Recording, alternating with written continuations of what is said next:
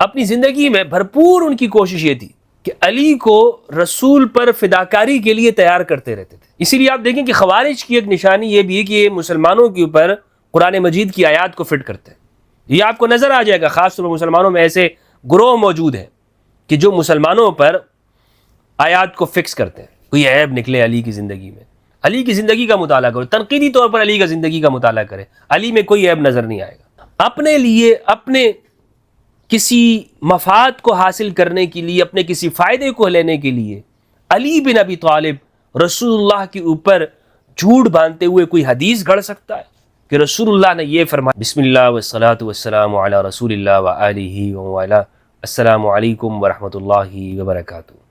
نہج البلاغہ کا مطالعہ چل رہا ہے اور الحمدللہ عز وجل نہج البلاغہ کے 35 خطبات کا ہم نے مطالعہ کر لیا ہے اردو ترجمہ اور تشریح کے ساتھ۔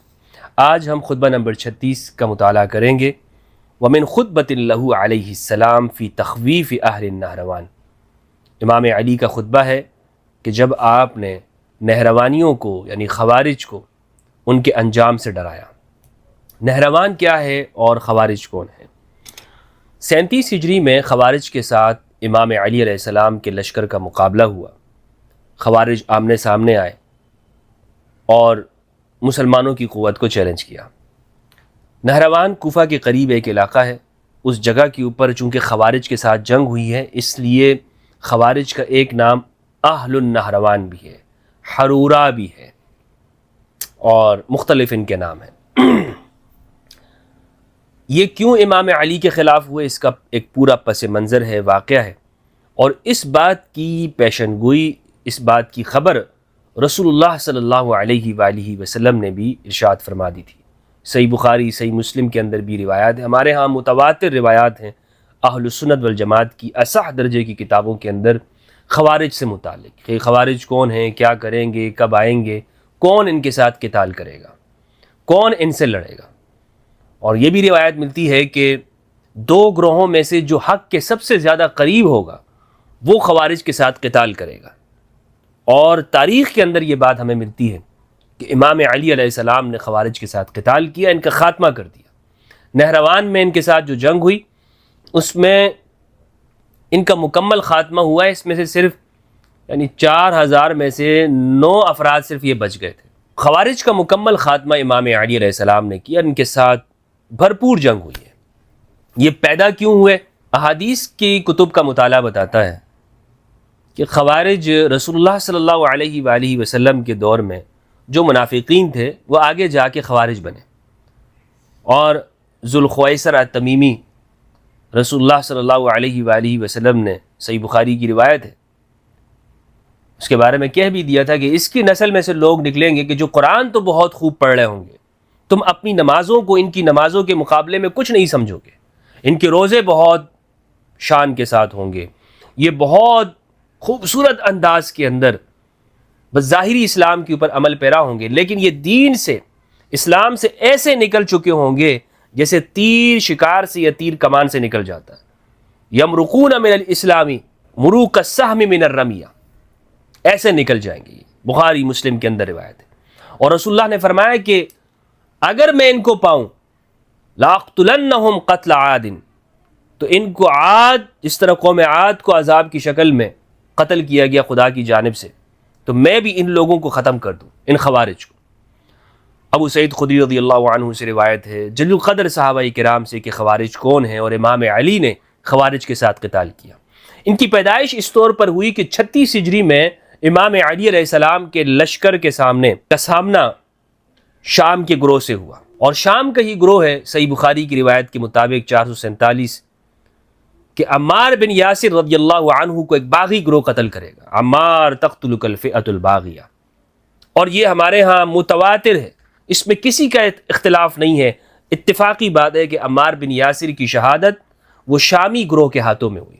اس لیے اہل سنت کا نظریہ یہ ہے کہ امام علی علیہ السلام ان تمام جنگوں کے اندر، جمل، صفین، نہروان میں حق پر ہے، امام علی حق پر ہے اور دوسرے حق پر نہیں ہے، یہ اہل سنت کا نظریہ بنا ہے۔ اور الفئۃ الباغیہ کی تخصیص کی ہے، ان کے بارے میں بتایا کہ فئۃ الباغیہ کون سا گروہ ہے، اور انہوں نے ہی عمار بن یاسر رضی اللہ عنہ کو شہید کیا۔ شامی گروہ کا ایک فرد تھا ابو الغادیہ الجہنی، ابو الغادیہ تھا، ابو الغادیہ نے عمار یاسر کو شہید کیا ہے۔ تو بہرحال دوستو یہ ایک تفصیلی موضوع، اس پر میں کئی مرتبہ بات کر چکا ہوں۔ جب شامی گروہ قریب تھا کہ وہ شکست کھا جاتا، مالک اشتر وہ پہنچ چکے تھے اور اس نے تلوار رکھ دی تھی مالک اشتر نے۔ امام علی علیہ السلام نے مالک کو پیغام بھیجا کہ مالک واپس پلٹ آؤ۔ مالک اشتر نے کہا امیر المومنین اب تو ہم قریب ہیں، جنگ صفین ہم جیتنے والے ہیں اور بالکل قریب ہو گئے، اور شامی لشکر وہ شکست کھانے والا ہے، آپ ایسے موقع پر، نازک موقع پر آپ مجھے واپس بلا رہے ہیں۔ امام نے کہا کہ واپس آ جاؤ، ہر حال کے اندر واپس آ جاؤ، کیونکہ ہوا یہ تھا کہ جب شامی لشکر نے یہ دیکھا کہ ہمیں شکست ہونے والی ہے تو وہاں سے پھر ایک تدبیر چلی گئی، اور اس تدبیر اس طور پر یہ کی گئی، عمر بن عاص کی جانب سے ایک یوں سمجھ لیں ایک پیشکش ہوئی، اور قرآن مجید کو نیزوں کے اوپر بلند کیا گیا اور کہا گیا کہ قرآن کے ذریعے سے فیصلہ ہونا چاہیے، یعنی اب ہمیں مذاکرات ہونے چاہیے، ایک حکم یہاں سے ہو، ایک شخص یہاں سے ہو اور ایک یہاں سے، اور آپس میں بات چیت ہو۔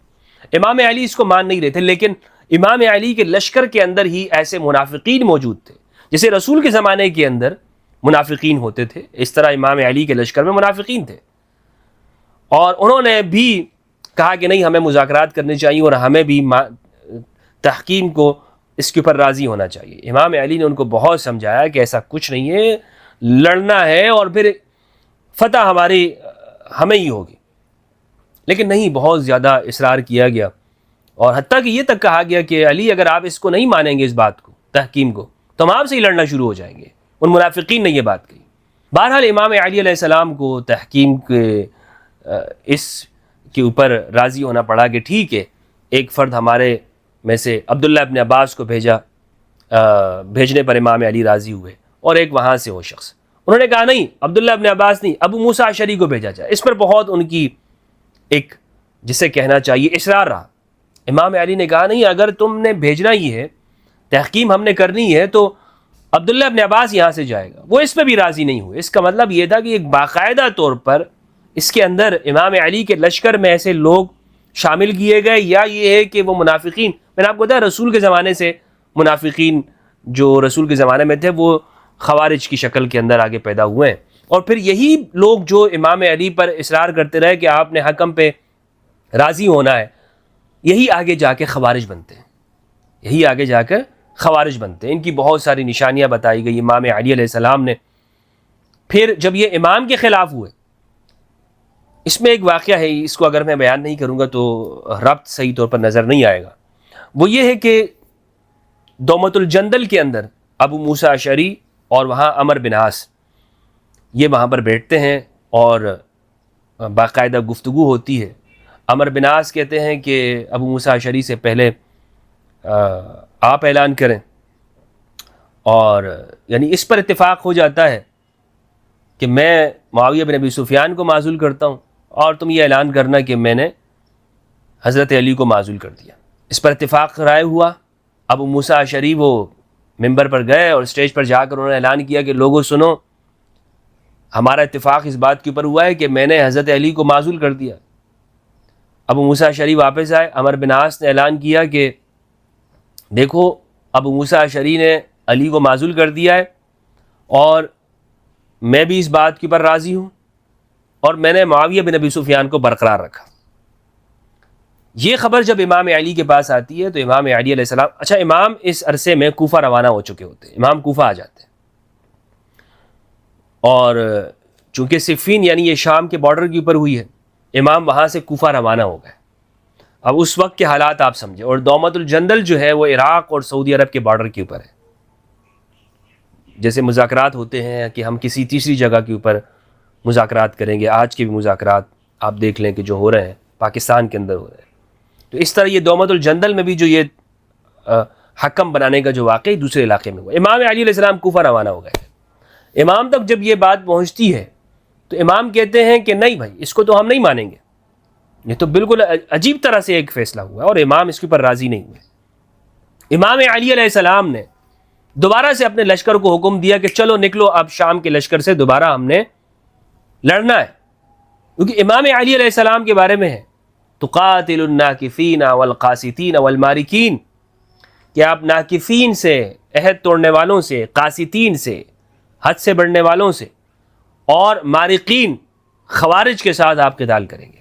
امام علی علیہ السلام نے اپنے لشکر کو تیار ہونے کا حکم دیا۔ ابو ایوب انصاری ہیں، جلیل القدر اس میں صحابہ ہیں، اور اس میں عمار یاسر رضی اللہ عنہ وہ شہید ہو چکے ہیں، کیونکہ لیلۃ الحریر گزر چکی ہے، اور لیلۃ الحریر کے بعد ہی خوارج پیدا ہوئے ہیں۔ جو خوارج پیدا ہوئے ہیں یہ لیلۃ الحریر کے بعد، حق تحکیم کا واقعہ اس کے بعد ہے۔ امام علی نے کہا کہ علیہ السلام اب دوبارہ سے ہم نے شامی لشکر سے لڑنا ہے، شامی لوگوں سے، اور لشکر تیار کرو۔ تو اتنے میں ہی آپ کو یہ خبر ملی کہ امام علی علیہ السلام کے جو مقرر کردہ عاملین ہیں، جیسے عبداللہ بن خباب بن الارت، ان کو شہید کیا خوارج نے، نہروان کے لوگوں نے، یہ الگ ہو گئے تھے تحکیم کے بعد، اور انہوں نے امام علی کو کافر کہنا شروع کر دیا تھا کہ آپ حکم بنانے پہ راضی ہوئے ہیں، اور حکم بنانا غیر اللہ کے کو حکم بنانا یہ تو شرک ہے، یہ تو طاغوت ہے، آپ تو اس پہ راضی ہو گئے۔ امام علی علیہ السلام نے عبداللہ بن عباس کو بھیجا، ابو ایوب انصاری کو بھیجا کہ جاؤ ان نہروانیوں کو سمجھاؤ۔ وہ گئے وہاں پر سمجھانے کے لیے، امام علی خود بھی گئے وہاں پر ان کو بتانے کے لیے کہ یہ تمہاری غلط فہمی ہے، اور تم غلط ظاہری نصوص سے استدلال کر رہے ہو، اور بہت غلط استدلال کر رہے ہو۔ ان الحکم الا للہ، یہ جو تم استدلال کر رہے ہو قرآن مجید کی آیت تو ٹھیک ہے، لیکن اس کو مجھ پر چسپا کرنا یہ غلط جگہ ہے۔ اسی لیے آپ دیکھیں کہ خوارج کی ایک نشانی یہ بھی ہے کہ یہ مسلمانوں کے اوپر قرآن مجید کی آیات کو فٹ کرتے ہیں۔ یہ آپ کو نظر آ جائے گا، خاص طور پر مسلمانوں میں ایسے گروہ موجود ہیں کہ جو مسلمانوں پر آیات کو فکس کرتے ہیں، توحید کے نام پر مسلمانوں میں شرک آ گیا ہے، مسلمانوں کے اوپر وہ آیات فٹ کرتے ہیں کہ جو مشرکین کے بارے میں۔ اسی لیے صحیح بخاری کے اندر ہے، عبداللہ ابن عمر رضی اللہ عنہ فرماتے تھے کہ یہ خوارج وہ لوگ ہیں کہ یہ مسلمانوں کے اوپر قرآن مجید کے اندر جو مشرکین کے بارے میں آیات نازل ہوئی ہیں وہ آیات فٹ کرتے ہیں۔ مشرکین کے بارے میں جتنا بھی ہے کہ مشرک ایسے ہیں، ان کو جو توحید قرآن نے سمجھائی ہے، یہ آج مسلمانوں کے سامنے بیٹھ کر مسلمانوں کو توحید سکھانے والے، یہ اصل میں مسلمانوں کے اوپر وہ مشرکین کے بارے میں نازل کردہ آیات وہ فٹ کر رہے ہوتے ہیں۔ دیکھیں یہ کوئی توحید نہیں ہے کہ آپ مسلمانوں کو مشرک کہیں، مسلمانوں کے اوپر آپ وہ آیات فٹ کریں۔ یہ بالکل خوارج والا رویہ۔ آپ یہ کہہ سکتے ہیں کہ یہ کمیاں ہیں ہمارے اندر، حرام ہیں، خرابیاں ہیں، اختلاف کریں لیکن مسلمانوں کے اوپر شرک کی باتیں کرنا، مسلمانوں کے اوپر یہ قرآن مجید کے تدبر کے خلاف ہے۔ اور پھر آپ یہ دیکھیں کہ خوارج والا طریقہ کار ہے۔ تو امام علی نے ان سے کہا کہ یہ واپس آ جاؤ، یہ تمہاری غلط فہمی ہے۔ انہوں نے کہا کہ علی جب تک کہ آپ اقرار نہیں کر لیں گے کہ آپ نے کفر کیا ہے، تب تک ہم آپ کی بات کو کیسے مانیں؟ تو امام علی نے کہا کہ تمہارا برا ہو، ناس ہو تمہارا، جنگ کے لیے پھر تیار ہو جاؤ۔ اچھا کچھ لوگ وہاں سے واپس آ گئے، تقریباً کوئی بتایا جاتا ہے کہ 2000 لوگ واپس آ گئے امام علی علیہ السلام کے لشکر کی طرف۔ بہرحال ان کے ساتھ جنگ ہوئی اور ان کا خاتمہ کیا گیا، بالکل صفایا کر دیا گیا ان کا۔ تو ان کو سمجھایا سیدنا علی نے کہ ایسا مت کرو۔ تو اسی کے بارے میں یہ خطبہ ہے، خطبہ نمبر 36۔ آپ نے فرمایا فَأَنَا نَذِيرٌ لَكُمْ أَن تُصْبِحُوا صَرْعَىٰ بِأَثْنَاءِ هَٰذَا النَّهَرِ وَبِأَخْضَامِ هَٰذَا الْغَائِطِ۔ امام نے کہا جنگ سے پہلے کہ دیکھو میں تمہیں بتا رہا ہوں کہ تم آج یہاں پر سب اوندے منہ پڑے ہوئے ہوگے، تم سب کا انجام یہ ہونے والا ہے کہ یہ جو نہر کے کنارے کنارے ہیں اور یہ جو ہموار رستہ ہے، اس میں تم سب کی لاشیں آج گری ہوئی ہوں گی۔ علی غیر بینۃ من ربکم، لیکن افسوس یہ ہے کہ تمہاری جو موت ہوگی وہ ایسی ہے کہ تمہاری موت پر خدا کی کوئی دلیل بھی تمہارے ساتھ نہیں ہے کہ تم اللہ کے سامنے کوئی عذر پیش کر سکو کہ خدایا ہم نے تیری راہ میں قربانی دی ہے۔ تم بے موت مارے جاؤ گے۔ ولا سلطان مبین معکم، تمہارے پاس کوئی سلطان نہیں ہوگا کہ اللہ کے سامنے کوئی دلیل پیش کر سکو۔ قد طوحت بکم الدار واحتب لکم المقدار، تم اپنے گھروں سے بے گھر ہو گئے، وہاں سے دور دراز علاقوں سے نکلے ہو کہ ہم سفر کر کے آئے ہیں اور ہم لڑنے والے ہیں، تو خدا کی راہ میں تمہارے سفر تو نہیں ہے؟ گھر بار کو جو تم نے چھوڑا ہے، آج لوگوں کو بتاتے ہو کہ دیکھو ہم گھر بار سے دور ہیں، ہم اللہ کی راہ میں نکلے ہوئے ہیں۔ نہیں، تم گھروں سے بے گھر ہو گئے ہو، بے مقصد نکلے ہوئے ہو تم۔ وَاحْتَبَ لَكُمُ الْمِقْدَارُ، اور تقدیر کے جو اندازے ہیں وہ اس نے تمہیں اپنی جالوں میں لے لیا، احتبال، ان جالوں میں تم آ گئے ہو، گھر گئے ہو۔ وَقَدْ كُنْتُ نَحَيْتُكُمْ عَنْ هَذِهِ الْحُكُومَةِ فَأَبَيْتُمْ عَلَيَّ إِبَاءَ الْمُخَالِفِينَ الْمُنَابِذِينَ، پہلے میں نے تمہیں ڈرایا ہوا تھا کہ اس تحکیم سے، میں نے پہلے تمہیں بتایا تھا، لیکن پہلے تو تم بالکل میری مخالفت میں ایسے آ گئے تھے سامنے، بغض کرتے ہوئے اور میری باتوں کا انکار کرتے ہوئے میری مخالفت میں اتر آئے تھے۔ حتی صرفت رأیی الی ہواکم، یہاں تک کہ مجھے مجبوراً تمہاری بات میں شامل ہونا پڑا۔ وانتم معاشر اخفاء الہام سفہاء الاحلام، تم خالی عقلوں والے، ایسی قوموں کے خالی دماغ ہو اور کوئی تدبر نہیں ہے تمہارے اندر۔ سفہاء الاحلام، سفہاء الاحلام وہ لوگ ہوتے ہیں بے پر کی سوچنے والے، لیکن اس کے پیچھے بھی جو قرین اور قیاس جس کو نہیں کہتے، اندازے لگانے والے، آج کل آپ کو بہت نظر آ جائیں گے۔ میرا اندازہ یہ ہے کہ وہ کر رہے ہوتے ہیں، اندازے کر کے اسلام کے اندر کھیل رہے ہوتے ہیں۔ سفہاء الاحلام ولم آتی بجرن، درمیان میں ہے لا ابا لکم، تمہارا ناس ہو، ستیہ ناس ہو، تمہارا برا ہو۔ لم آتی بجرن ولا اردت لکم ضرا، میں نے تمہیں کسی مصیبت میں نہیں پھنسایا ہے اور نہ ہی تمہارا کبھی برا چاہا۔ یہ سب کچھ تمہارے اپنے کرتوتوں کی وجہ سے تم اس مقام کے اوپر آ گئے ہو کہ اب تمہاری لاشیں بچھنے والی ہیں، اب تم یہاں پر ختم ہونے والے ہو، اور میں دیکھ رہا ہوں۔ تو امام علی نے جیسا ان کو کہا اسی طرح پھر وہ ہوئے، اور سب نے دیکھا کہ وہاں پر نہروان کے اندر یہ سب لوگ ختم ہو گئے۔ خطبہ نمبر 37 ہے، وَمِن كَلَامِ اللَّهُ عَلَيْهِ السَّلَامِ يَجْرِي مَجْرَ الْخُطْبَةِ، یہ بھی ایک خطبے کے منزلت میں ہے۔ آپ نے فرمایا فَقُمْتُ بِالْأَمْرِ حِينَ فَشِلُوا وَتَطَلَّعْتُ حِينَ تَقَبَّعُوا، میں نے اس وقت اپنے فرائض سر انجام دیے کہ جب یہ لوگ ناکام ہو گئے، اور میں نے اس وقت سر اٹھایا۔ تطلعت کہتے ہیں طلوع ہونا، بلند ہونا، یعنی میں نے سر بلند کیا اس وقت میں کہ جب یہ سارے لوگ تقبعوا، انہوں نے اپنے سروں کو جھکا دیا۔ قبعوا یعنی یہ لوگ زیر زمین ہو گئے یا ان کے سر جھک گئے۔ وَنَطَقْتُ حِينَ تَعْتَعُوا، میں نے اس وقت گفتگو کی کہ جب یہ سارے گنگ ہو گئے۔ اسلام کے لیے میری قربانیوں کا مجھ سے پوچھتے ہو؟ علی نے اسلام کے لیے کیا قربانیاں دی ہیں، کیا قربانیاں دی ہیں، کہ جب بھی اسلام کے لیے وقت آیا قربانی دینے کا تو علی بن ابی طالب آگے آئے۔ جب سب نے سر جھکا دیے، میں نے سر بلند کیا۔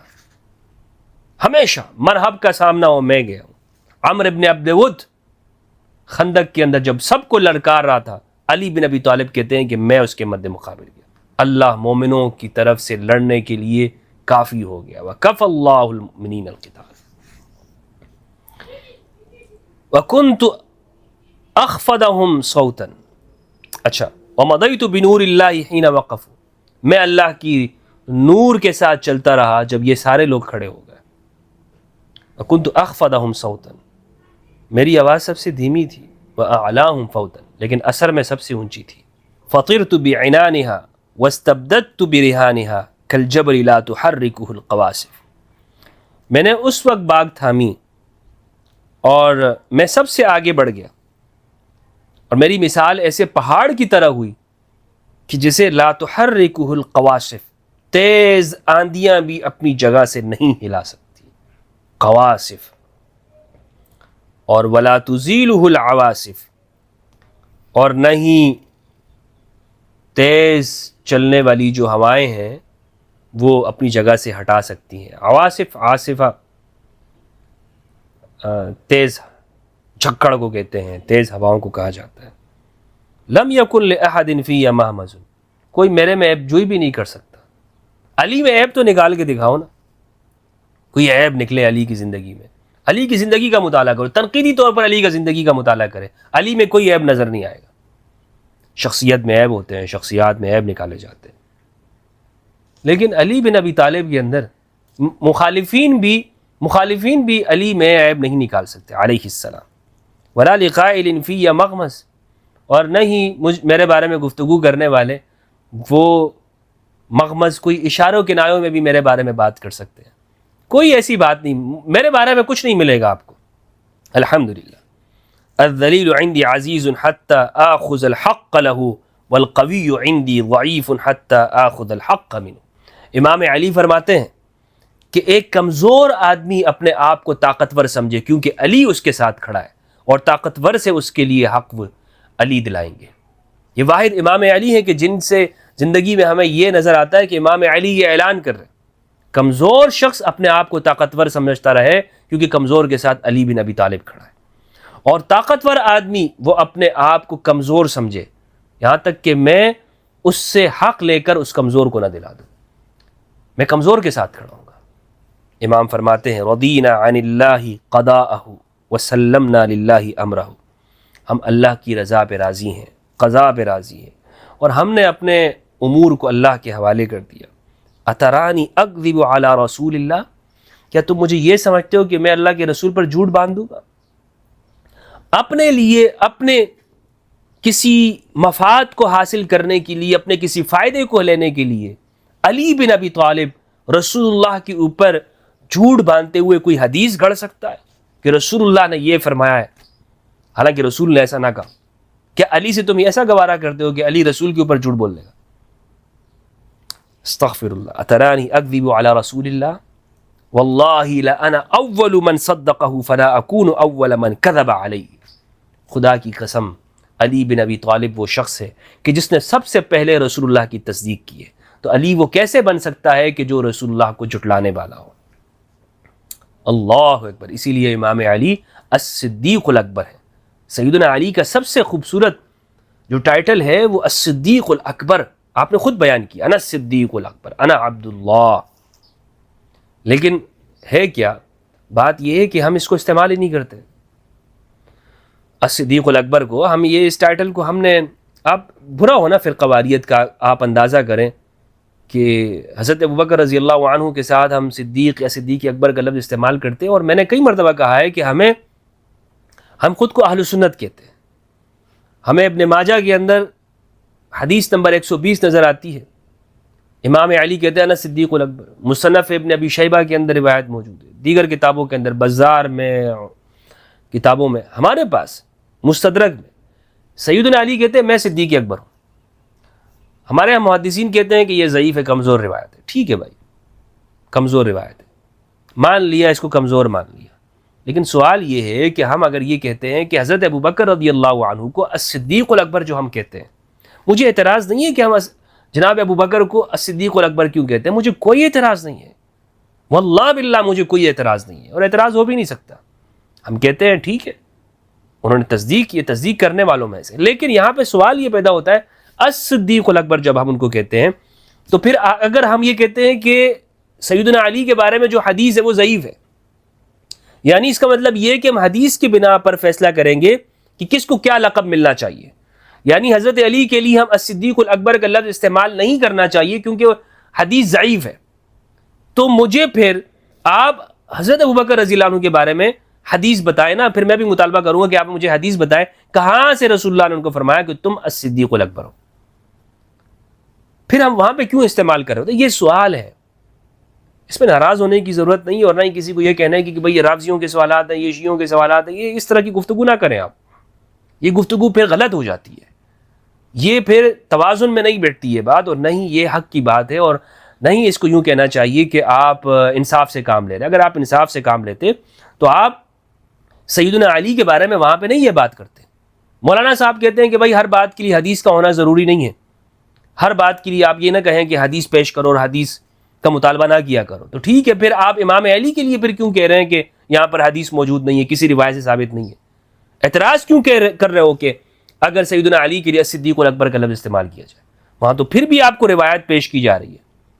اس کا مطلب یہ ہے میرے بھائی، تعصب کا شکار ہو آپ لوگ، فرقے بنے ہوئے ہیں، مسلمان فرقوں میں تقسیم ہے، مسلمان گروہیتوں کے اندر بٹی ہوئی ہے مذہبی پیشواؤں کے لیے. وہ اس کے ساتھ وہ وہی بات کریں گے، مسلمان وہی کہیں گے کہ جو مذہبی طبقہ ان کو بیان کرے گا.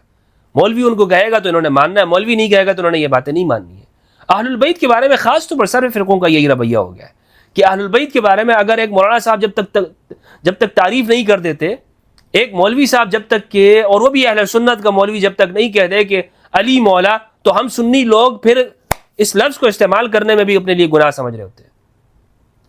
یہ ہم نے اپنی عقلوں کو گروی رکھ دیا ہے مولویوں کے پاس. یہ لے لو بھائی ہماری عقلوں کو، تم لے لو، تم استعمال کرو جس طرح چاہتے ہو، ہم تو تمہارے سامنے بالکل تمہارے مملوک ہو گئے. تو امام علی فرماتے ہیں صدیق الاکبر، انا صدیق الاکبر، میں صدیق اکبر ہوں. تو سیدنا علی نے کہا کہ یہ کیسے ہو سکتا ہے کہ میں رسول اللہ کے اوپر جھوٹ بول دوں، رسول اللہ پہ جھوٹ باندھوں، حالانکہ میں وہ شخص ہوں کہ جس نے سب سے پہلے رسول اللہ کی تصدیق کی ہے، سب سے پہلے رسول اللہ کی تصدیق کرنے والا میں ہوں. اللہ اکبر. فاذا طاعتی قد سبقت بیعتی واذا المیثاق فی عنقی لغیری. اللہ اکبر. میرے لیے ہر قسم کی اطاعت، ہر قسم کی بیعت سے اطاعت رسول پہلے ہے. میں اطاعت رسول کے اندر ہوں. میں ایسا کوئی کام نہیں کر سکتا کہ جو اطاعت رسول کے خلاف. رسول اللہ کے جانے کے بعد بھی، رسول اللہ کی زندگی میں بھی، رسول اللہ کے جانے کے بعد بھی، آنکھوں سے پردہ فرما جانے کے بعد میں دیکھ رہا ہوں. یعنی آپ یہ نہیں کہہ سکتے کبھی تو رسول نہیں ہے. نہیں، علی کا عقیدہ یہ ہے کہ رسول ہر حالت کے اندر مطاع ہیں، مطاع کہ جن کی اطاعت کی جائے. وَإِذَا الْمِيثَاقُ فِي عُنُقِي لِغَيْرِي. یہ کیسے ہو سکتا ہے کہ میں رسول کی اطاعت میں ہوں اور کوئی اور مجھے کہے کہ تم میری اطاعت کے اندر آ جاؤ، میری اطاعت کے اندر آ جاؤ، میری بیعت کے اندر آ جاؤ. وَإِذَا الْمِيثَاقُ فِي عُنُقِي لِغَيْرِي. یا کسی اور کی بیعت میں جاؤں جبکہ میں رسول کی اطاعت کے اندر ہوں اور رسول کے ساتھ کیے ہوئے میثاق کے ساتھ میں جڑا ہوا ہوں. رسول کے ساتھ کیا ہوا میثاق کیا ہے علی کا؟ اس پہ کبھی گفتگو آپ نے سنی ہے کہ علی نے رسول کے ساتھ ایسا کیا میثاق کیا ہوا، ایسی کیا گفتگو کی؟ پہلے دن ہی دعوت ذو العشیرہ میں وانذر عشیرتک الاقربین، رسول نے علی کے ساتھ ایک میثاق کیا تھا، ایک وعدہ کیا ہے علی بن ابی طالب نے. بچپن کے اندر کھڑے ہو گئے جب رسول نے اعلان کیا، کون ہے کہ جو آج میرے ساتھ دینے کا اعلان کرے گا وہ میرا وارث بنے گا، وہ میرا شریک ہوگا اس دین کے پہنچانے کے اندر، وہ میرے بعد اس کام کو آگے جاری رکھنے کے اندر میرا شریک ہوگا. کون ہے؟ علی بن ابی طالب کھڑے ہوئے اور کہا کہ یا رسول اللہ میں آپ کے ساتھ ہوں، آپ کی زندگی کے اندر بھی، آپ کے جانے کے بعد بھی میرا آپ کے ساتھ میثاق ہے. علی ہمیشہ کھڑے ہوتے رہے. تو علی رسول اللہ کے ساتھ مکی زندگی کے اندر بھی ہمیں اسی طرح نظر آتے ہیں، رسول کے کاموں کو آگے پہنچانے والے. اسی لیے آپ نے دیکھا ہجرت کی رات میں ایک واقعہ بیان کیا جاتا ہے کہ رسول اللہ نے علی کو اپنے بستر پہ سلایا. یہ واقعہ بیان ہوتا ہے یا نہیں ہوتا؟ سب بیان کرتے ہیں، اہل سنت بھی، شیعہ بھی، سلفی بھی، وہابی بھی، سارے کے سارے اس کو بیان کر رہے ہوتے ہیں. شب ہجرت میں علی رسول اللہ کے بستر پہ لیٹے. رسول نے ہجرت کی رات میں علی کو پیچھے چھوڑا، اپنے ساتھ نہیں لے کے گئے. کیا حکمت بیان کرتے ہیں؟ اس لیے کہ علی کے پاس رسول اللہ نے اپنی ساری امانتیں رکھوا دی تھیں، کیونکہ امانتیں لوگ مکہ کے اندر رسول اللہ صلی اللہ علیہ وآلہ وسلم کے پاس امانتیں رکھواتے تھے. اگر جنہوں نے کلمہ نہ بھی پڑھا ہوا ہوتا تھا وہ پھر بھی رسول اللہ کو صادق اور امین مانتے ہیں اور اپنی امانتیں رسول اللہ کے پاس رکھوا کے گئے ہیں. تو رسول اللہ نے فرمایا کہ میں یہاں سے جا رہا ہوں، لیکن یہ میری امانتیں جو میرے پاس لوگوں نے رکھوائی ہیں علی، یہ تم ان کے حوالے کر دینا. یہ بیان کیا جاتا ہے کہ نہیں کیا جاتا؟ ایسے ہی ہے، ایسا ہی ہے نا. تو اپنی زندگی میں رسول نے اپنی امانتیں جو آپ کے پاس رکھوائی گئی تھی وہ علی کے حوالے کی ہیں. علی تم آگے لوگوں کو دینا. اس سے کیا بات معلوم ہوئی؟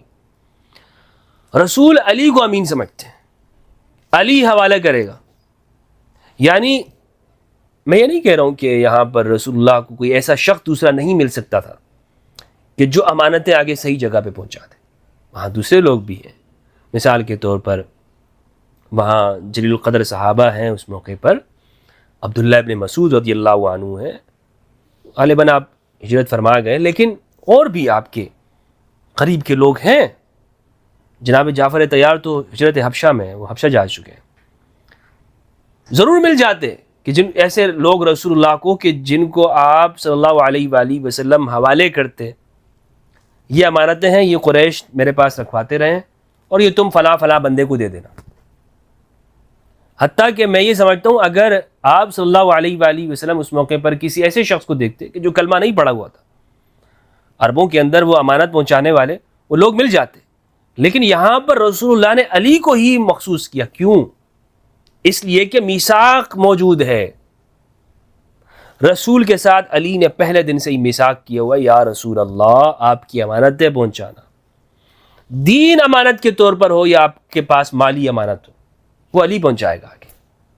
یہ تو مالی امانت کی مثال میں نے آپ کو دی، دینی امانت کی مثال، دینی امانت کی مثال آپ دیکھ لیں، ترمذی کے اندر روایت ہے، حتیٰ کہ ہمارے یہاں صحاح میں روایت ہے اور سیرت میں یہ متواتر درجے کی ہے، اس میں کوئی شک و شبہ نہیں ہے۔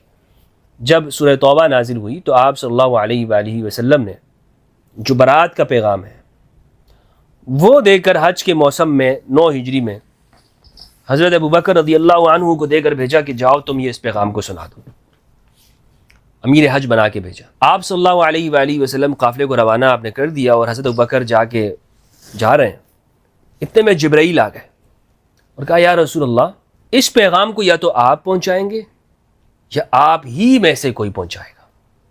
تب آپ صلی اللہ علیہ وآلہ وسلم نے فرمایا کہ میرے سے جو بیان ہے وہ یا تو میں کروں گا، میں اپنا یعنی دین کا بیان، کسی پیغام کو پہنچانا، یا علی کرے گا، کیونکہ یہ اللہ کا حکم ہے۔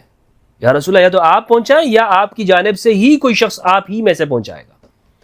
تب پھر آپ صلی اللہ علیہ وآلہ وسلم نے فوراً ہی ایک پیغام پہنچانے والا اس کو بھیجا اور جاؤ اور حضرت ابوبکر رضی اللہ عنہ سے ملو جا کے، اور حضرت ابوبکر سے وہ پیغام جو میں نے دیا ہے وہ ان سے واپس لے لو۔ شخص گیا، سواری دوڑائی گئی، حضرت ابوبکر سے وہ پیغام واپس لیا گیا، سیدنا علی کو بلایا گیا اور امام علی کو بلا کر رسول اللہ نے فرمایا علی یہ پیغام تم نے پہنچانا ہے۔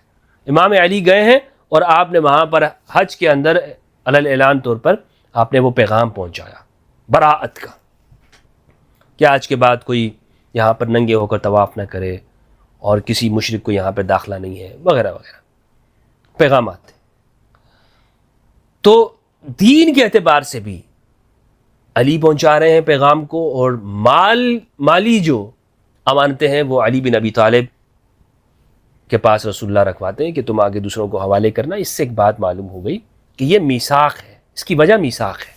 اسی کا حوالہ امام علی علیہ السلام نے یہاں پر خطبہ نمبر 37 میں دیا ہے کہ یہ میرا رسول اللہ کے ساتھ پہلے میثاق ہو چکا ہے کہ جو پہلے دن سے ہی یہ موجود ہے، اس لیے میں کسی اور کے ساتھ میثاق کیسے کر سکتا ہوں، کسی اور کی بیعت میں کیسے جا سکتا ہوں، کسی اور کی باتوں کو میں کیسے مان سکتا ہوں۔ علی بن ابی طالب کسی اور کی بیعت میں جا کیسے سکتا ہے کہ جب رسول اللہ کی بیعت میں، رسول اللہ کی میثاق کے اندر موجود ہے، پہلے دن سے میثاق ہے۔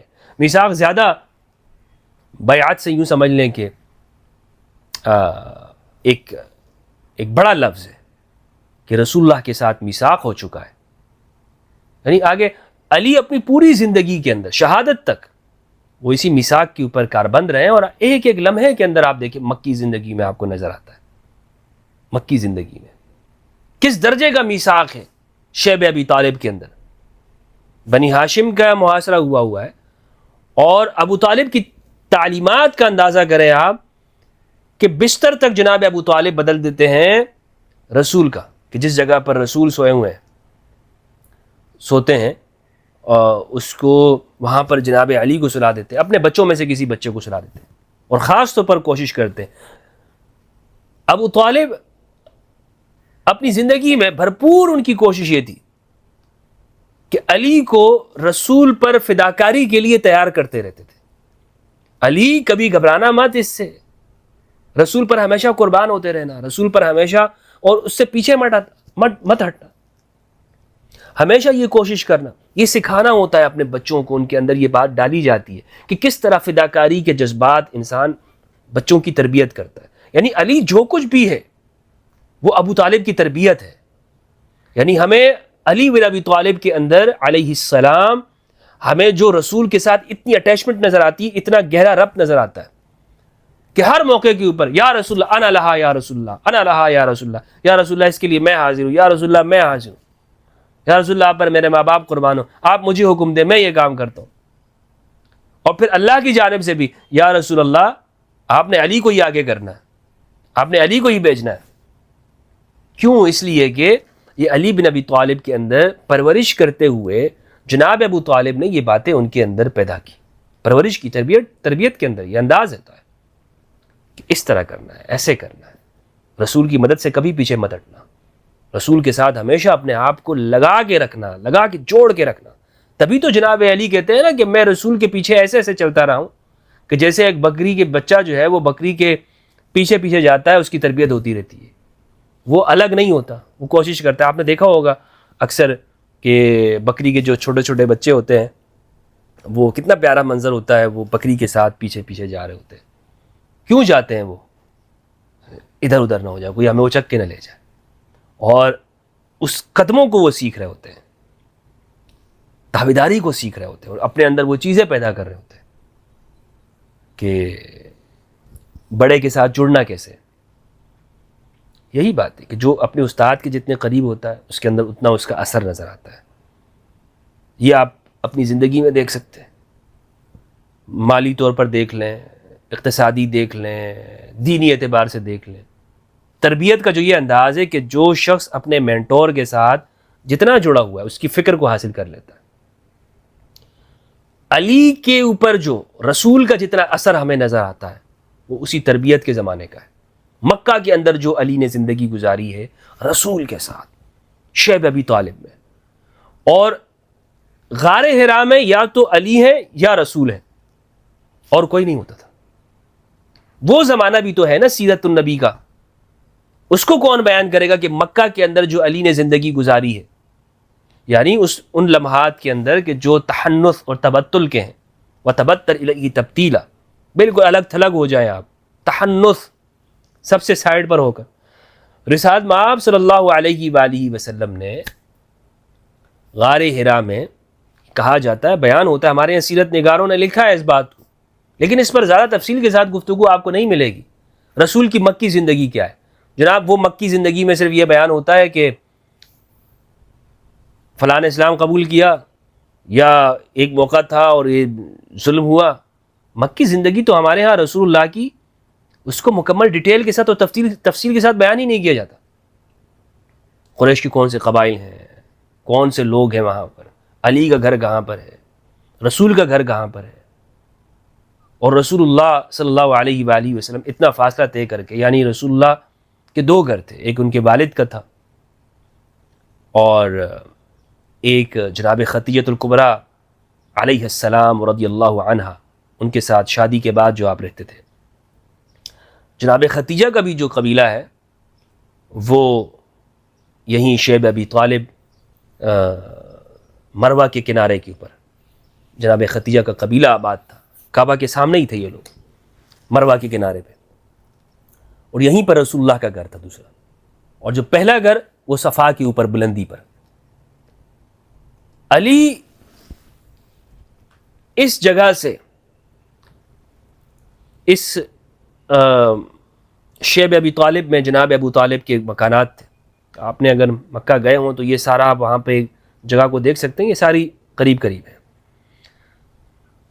یہاں سے جناب خدیجہ الکبریٰ رسول اللہ کے لیے کھانا بنایا کرتی تھی, کھانا تیار کیا, جاؤ علی رسول کو پہنچا دو. تو اس پورے سفر کو اختیار کرتے تھے جناب علی غار حرا تک کا, اور وہاں پہ جا کر غار حرا میں رسول اللہ کو پہنچایا کرتے تھے. ابھی آپ نے اگر غار حرا کا سفر کیا ہو, آپ پیدل گئے ہو, میں گیا ہوں الحمدللہ, تو ابھی کتنے راستے کو ہموار کیا ہے. سعودی حکومت نے اس راستے کو ہموار کر کے وہ ایک سڑک بنائی جا رہی ہے. اس راستے پر انسان چڑھتے چڑھتے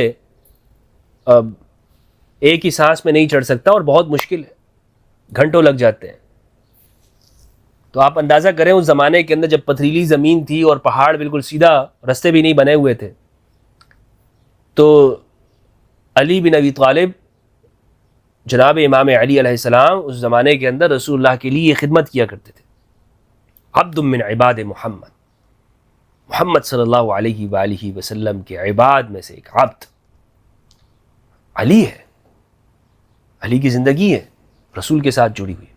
مکہ کے اندر جو آپ کی زندگی گزری ہے سیدنا امام علی علیہ السلام کی، شیب ابی طالب، بچپنا تو آپ یہ دیکھیں اسلام قبول کرنے کی یہاں پر بات ہی نہیں کہ کس نے پہلے اسلام قبول کرنے. یہ جناب علی کے لیے اگر کوئی یہ بات کرتا ہے کہ امام علی نے پہلے اسلام قبول کیا، اسلام کس نے قبول کیا، بھئی وہ پہلے سے قبیلہ اسلام کے اوپر ہے، ان کو اسلام قبول کرنے کے لیے کوئی اعلان کرنے کی ضرورت نہیں ہے. ہاں لوگوں کو یہ بات معلوم ہوئی، اچھا لوگوں کو یہ پتہ چلا کہ کس نے اعلان کیا، یعنی کون نظر آیا ان کو. یہ لوگوں کے اعتبار سے کہ لوگ یہ دیکھ رہے ہیں کہ جس دن رسول اللہ نے اعلان نبوت کیا ہے تو کون آپ کی مدد کے لیے پہلے آ جاتا ہے. مثلا علی تو رسول اللہ کے بیٹے کی منزلت میں ہے، کی حیثیت میں نا، یعنی اس جو مقام اور رتبہ اور رشتہ ہے ان کو اعلان کرنے کی ضرورت نہیں، یا رسول اللہ میں آج سے کلمہ پڑھ رہا ہوں. یہ خاندان مسلمان خاندان ہے، مومن ہے.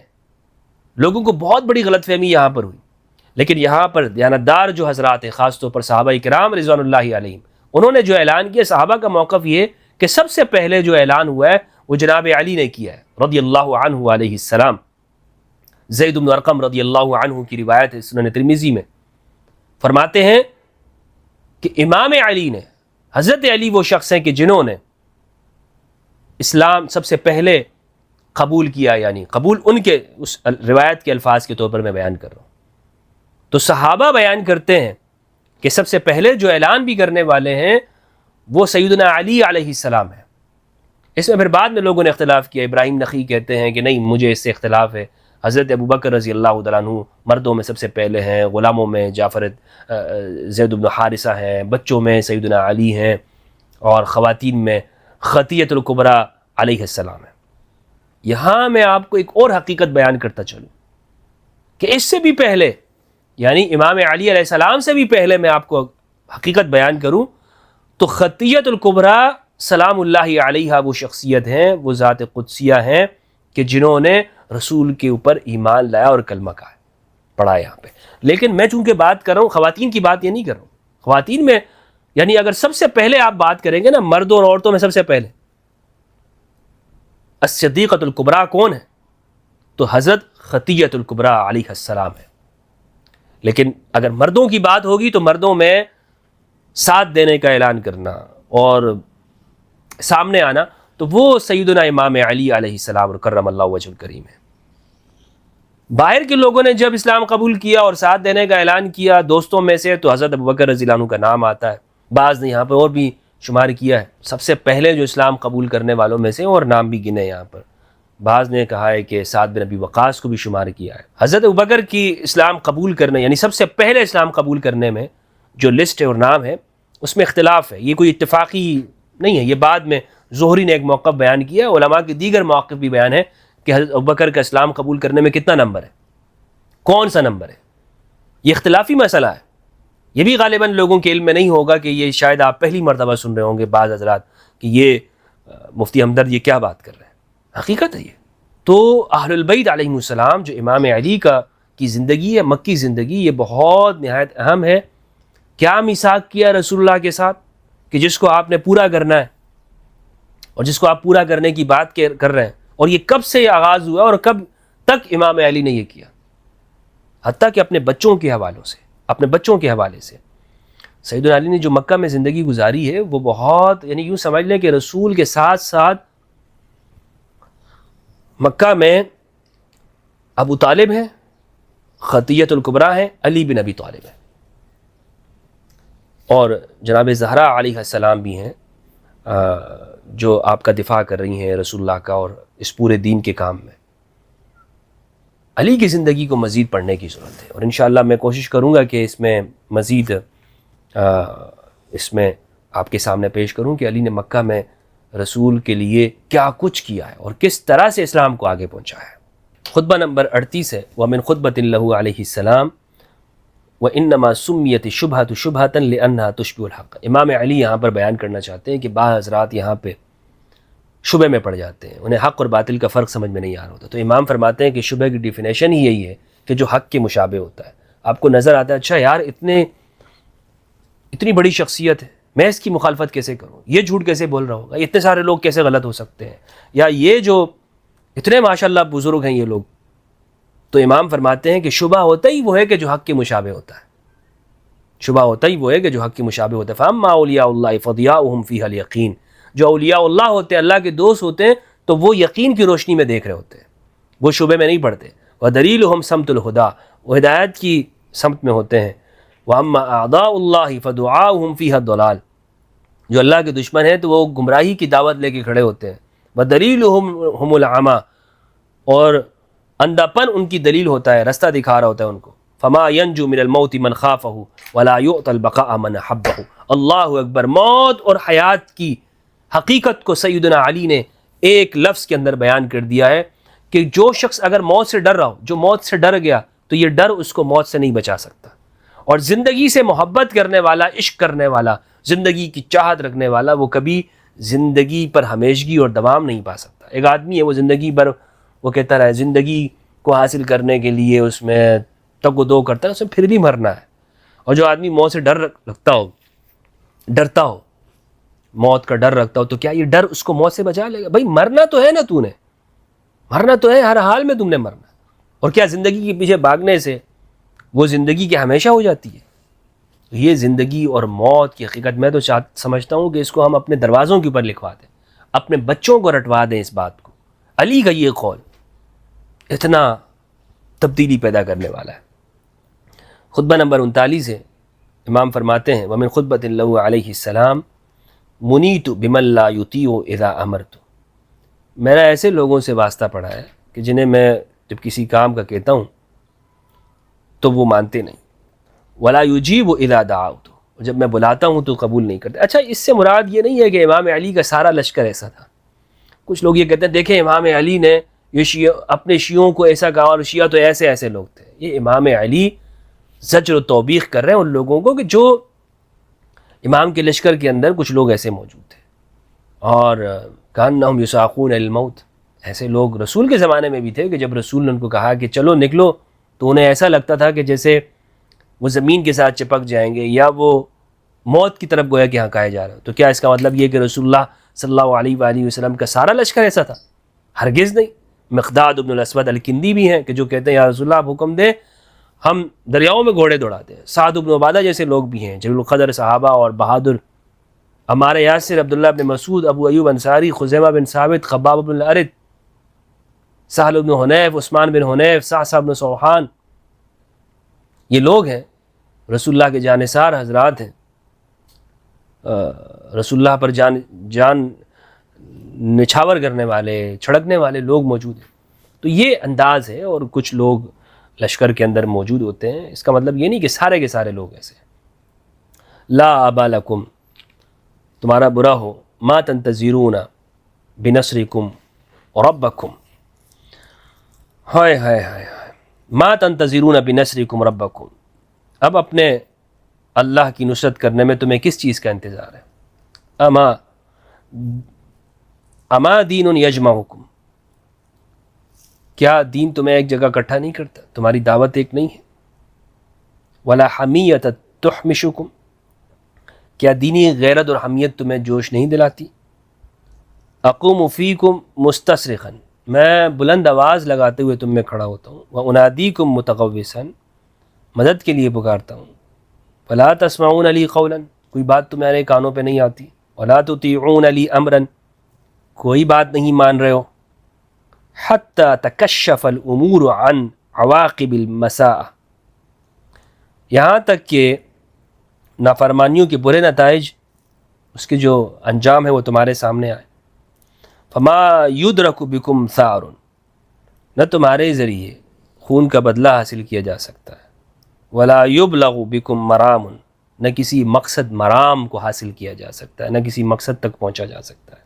دعوتکم الی نصر اخوانکم فجرجرتم جرجرۃ الجمل الاسر وتثاقلتم تثاقل ندو الادبر، تمہارے ہی بھائیوں کی مدد کے لیے میں نے تمہیں بلایا، کیا ہو یہ تمہارے بھائیوں کی مشکلیں حل ہوں گی، مگر ہوا کیا کہ تم اونٹ کی طرح بلبلانے لگے جس کے ناف میں درد ہو رہا ہو، اونٹ کو اس پہ اپنے ہی درد میں لگا ہوا ہے، تمہیں کیسے بٹھائے گا، تمہاری مثال ایسی ہو گئی، اور لاغر کمزور شتر کی طرح تم ڈھیلے پڑ گئے۔ ثم خرج الی منکم جنید متذائب ضعیف کأنما یساقون الی الموت وهم ینظرون۔ اللہ اکبر، اللہ اکبر۔ ثم خرج الی منکم جنید، پھر میرے پاس تم لوگوں کی ایک چھوٹی سی کمزور فوج آئی، اور اس کی حالت بھی کیا ہو رہی تھی، اس کی نظروں کے سامنے بھی گویا کہ اسے موت کی جانب دکھیلا جا رہا ہے۔ یہ قرآن مجید کی آیت ہے، میں نے آپ کو بتایا نا، شروع میں آپ کو بتا دیا میں نے، یہ لشکر، یہ ایک نفسیات ہے، یہ ہر زمانے میں ہوتا ہے۔ اقول قوله علیہ السلام متذائب ای مضطرب من قولهم تذاءبت الریح ای اضطرب حبوبها ومنه سمی الذئب ذئبا لاضطراب مشیته۔ اچھا، سید رضی رحمہ اللہ کہتے ہیں کہ امام کے قول میں متذائب کا معنی ہے مضطرب ہونا، اور عرب کہتے ہیں کہ جب ہوائیں مضطرب ہوتی ہیں، کبھی ادھر چلیں کبھی ادھر چلیں، تو اس کے لیے یہ لفظ استعمال ہوتا ہے۔ خطبہ نمبر 40 ہے، یہ بھی خوارج سے متعلق ہے۔ امام علی علیہ السلام نے فرمایا وَمِن كَلَامِ اللَّهُ علیہ السلام فی الخوارج لما سمع قولهم لا حکم الا للہ، جب خوارج نے یہ نعرہ لگایا نا، لا حکم ان الحکم الا للہ، حکم صرف اللہ کا ہے۔ ہاں، امام علی نے کس طرح سے حکم بنا لیا ابو موسیٰ اشعری کو، اور یہ حکم بنانا تو شرک ہے، لہٰذا علی نے شرک کیا ہے، معاذ اللہ، ان الحکم الا للہ۔ تو امام نے فرمایا کلمۃ حق یراد بها الباطل، یراد بها باطل، ان کی بات تو جملہ تو صحیح ہے، ان الحکم الا للہ، حکم صرف اللہ کا ہے، قانون صرف اللہ کا چلے گا، بات تو ان کی بالکل درست ہے، لیکن اس سے جو مراد لینا چاہتے ہیں وہ مراد باطل ہے۔ مراد ان کی کیا ہے؟ انہ لا حکم الا للہ، ہاں بے شک حکم اللہ کے لیے، ولکن ہؤلاء یقولون لا امرۃ الا للہ، لیکن ان لوگوں کا مطلب کیا ہے کہ حاکم صرف اللہ ہو، حاکم کوئی نہیں ہے مگر صرف اللہ۔ یہ بات تو ٹھیک نہیں ہے نا بھائی، حکومت تو بندے ہی چلائیں گے، یہ کہنا چاہتے ہیں کہ حکومت بھی اللہ کے علاوہ کسی کی نہیں، یہ جو بات ان کی لا امرۃ الا للہ، امارت صرف اللہ کی ہے، یہ بات تو ٹھیک نہیں ہے نا امارت۔ وَإِنَّهُ لَا بُدَّ لِلنَّاسِ مِنْ أَمِيرٍ بَرٍّ أَوْ فَاجِرٍ، لوگوں کے لیے ایک امیر کا ہونا ضروری ہے، چاہے وہ نیک ہو یا گنہگار ہو۔ بھائی لوگوں کی حکومت تو لوگ ہی چلائیں گے نا، انسانوں کی حکومت۔ يَعْمَلُ فِي إِمْرَتِهِ الْمُؤْمِنُ وَيَسْتَمْتِعُ فِيهَا الْكَافِرُ۔ اچھا، مومن اس کی حکومت میں اچھے عمل کر سکے گا، صحیح ہے، اگر اچھا ہوگا تو۔ يَعْمَلُ فِي إِمْرَتِهِ الْمُؤْمِنُ وَيَسْتَمْتِعُ فِيهَا الْكَافِرُ، اور کافر کیا ہوگا، اس کے عہد میں مزے اٹھائے گا، وہ بھی کافر بھی اگر رہ رہا ہے، ایک سٹیزن ہے، یعنی امام کے اس قول میں آپ دیکھیں کہ امام نے یہ نہیں کہا کہ کافر وہ مسلمانوں کی حکومت میں نہیں رہ سکتا، کافر بھی مزے اٹھائے، وہ بھی رہے، وہ بھی اپنے دنیاوی مزے اٹھاتا رہے، وہ خوشی کے ساتھ جیے، اس کو کوئی دنیاوی اعتبار سے مشکل نہیں پیش آنی چاہیے ایک کافر سٹیزن کو بھی آپ کی سوسائٹی کے اندر۔